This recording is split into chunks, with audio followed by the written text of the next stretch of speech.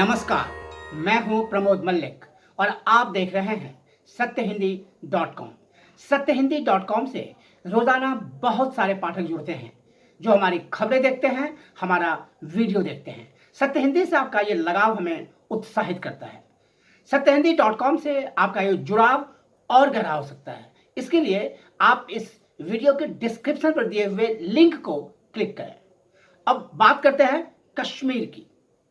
पाकिस्तान ने कश्मीर में आतंकवादी गतिविधियों को चलाने के लिए और कश्मीर में लगातार आतंकवादी गतिविधियां करने के लिए एक नए फ्रंट का गठन किया है, एक नए आतंकवादी संगठन का गठन किया है और इसका नाम है TRF यानी द रेजिस्टेंस फ्रंट।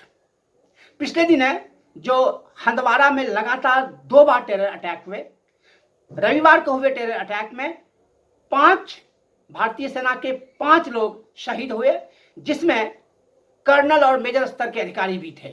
उसके अगले दिन सोमवार को फिर टेरर अटैक हुआ जिसमें 3 जवान शहीद हो गए। यानी 2 दिन के इस टेरर अटैक में कश्मीर में भारतीय सेना के 3 लोग शहीद हो गए और इसकी जिम्मेदारी TRF ने ली है।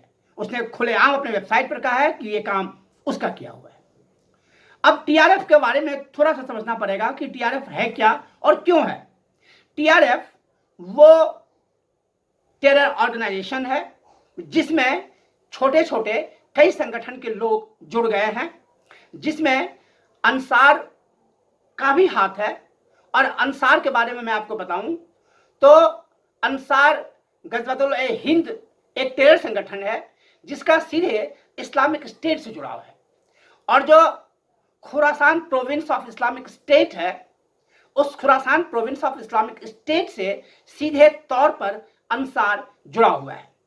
जम्मू कश्मीर में जब आतंकवाद की उस लड़ाई में जो गुटों की आपसी जो लड़ाई चल रही थी, उसमें जब हिजबुल मुजाहिदीन तेजी से आगे बढ़ा तो उसने लश्कर तैयबा को पीछे धकेला और अंसार को भी अपनी जमीन खोनी पड़ी। तब पाकिस्तान ने उन सबको मिला के ये टेरर संगठन खड़ा किया है जिसका नाम है TRF। इसकी वजह क्या है?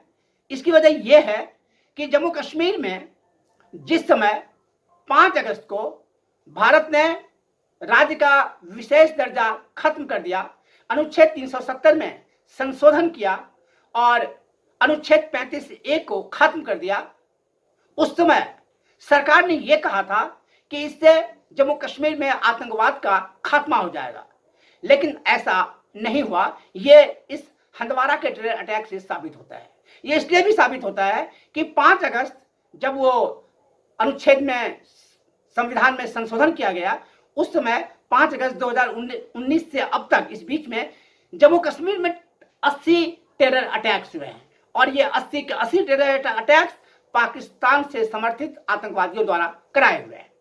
तो पाकिस्तान को एक नए संगठन की जरूरत थी जिसके आधार पर वो कश्मीर में गड़बड़ियां पैदा करते गए, लेकिन उसके साथ दिक्कत ये थी कि उसके ऊपर फाइनेंशियल एक्शन टास्क फोर्स का दबाव था। ये FATF एक संगठन है जिसमें भारत और पाकिस्तान भी जिसके सदस्य हैं, जिसका काम है आतंकवादी फंडिंग पर निगरानी रखना। और चूंकि आतंकवाद के मामले में पाकिस्तान का उसकी बहुत ही ज्यादा बदनामी है और पाकिस्तान का बहुत ही बुरा नाम है, इसलिए FATF के ग्रे लिस्ट में पाकिस्तान था।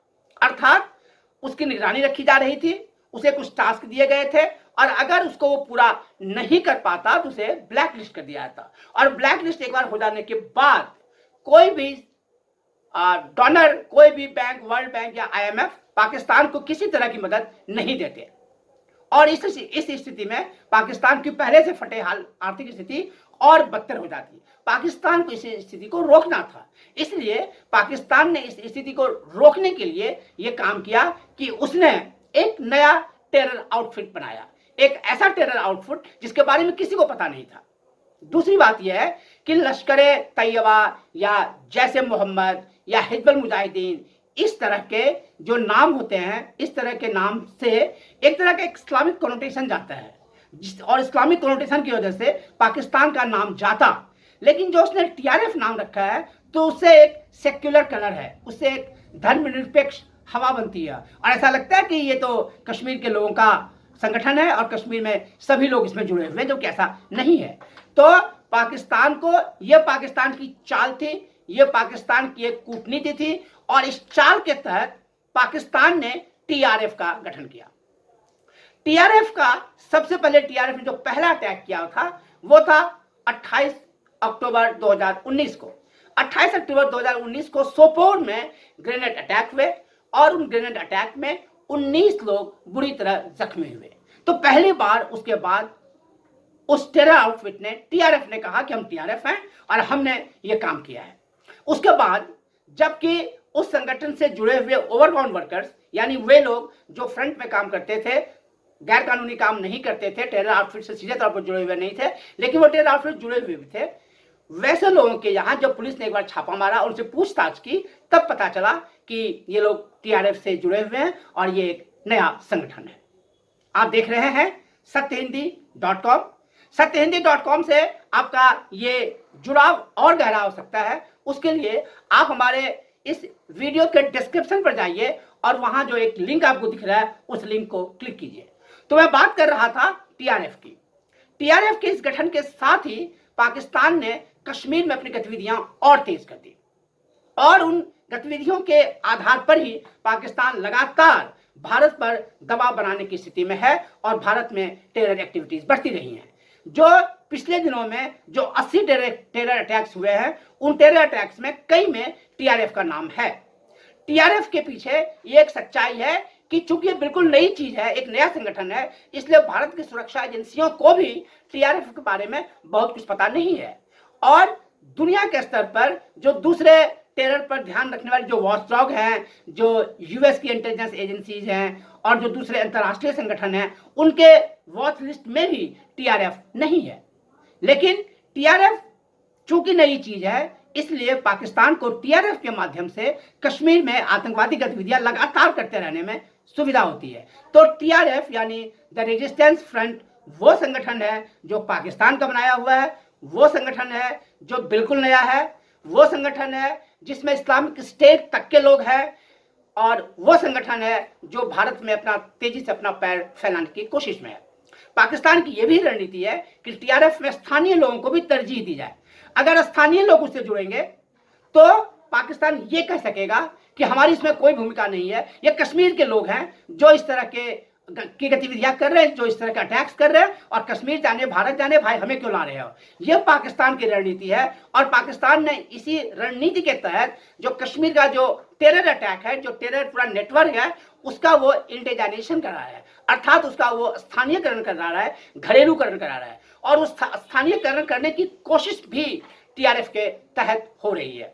तो भारतीय सुरक्षा एजेंसियों को चौकन्ना रहना पड़ेगा और टीआरएफ के बढ़ते हुए कदम को रोकना पड़ेगा। आप देख रहे हैं सत्यहिंदी.com। आप हमारे फेसबुक पेज को लाइक करें, फॉलो करें, हमारे ट्विटर अकाउंट को फॉलो करें और सब्सक्राइब करें हमारे यूट्यूब चैनल को। देखते रहें सत्यहिंदी.com। सत्य हिंदी के और वीडियोस को देखने के लिए हमारे यूट्यूब चैनल को सब्सक्राइब करें और सीधे नोटिफिकेशन पाने के लिए बेल आइकन दबाएं।